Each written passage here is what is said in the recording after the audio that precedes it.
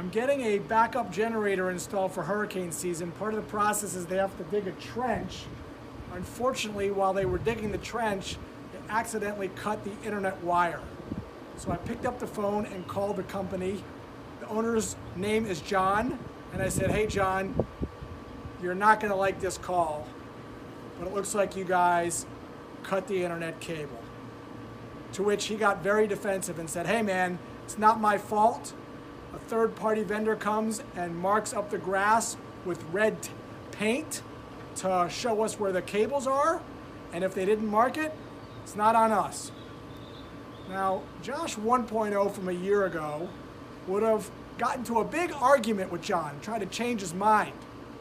Problem with that is when you argue with people, it doesn't work. And even if you do win, it doesn't make the other person feel very good. People don't like getting their minds changed. It's called the backfire effect. So what I did is I tried another approach based on Chris Voss's method, or what I like to say as Josh Braun 2.0, the EQ upgrade. And here's how it went. John said, it's not my fault, it's the third-party vendor, and I said, third-party vendor? With a slight uptone. Chris Voss calls this mirroring, and what mirroring does is it lets the other person keep talking. And when they keep talking, they actually feel like you're listening instead of trying to bulldoze over them. So after John spoke for a while, I did step 2, which is called labeling. I'm going to label the negative emotion that John is feeling. And I said, sounds like you think I'm being unfair. And he spoke again.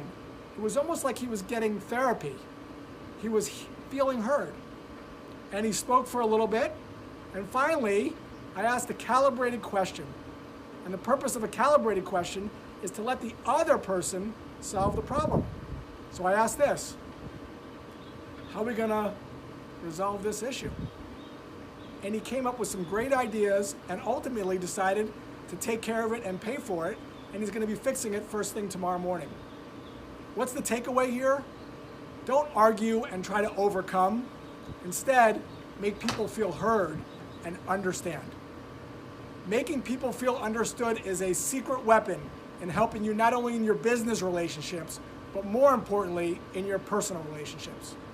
Hope this tip was helpful. Have an awesome day.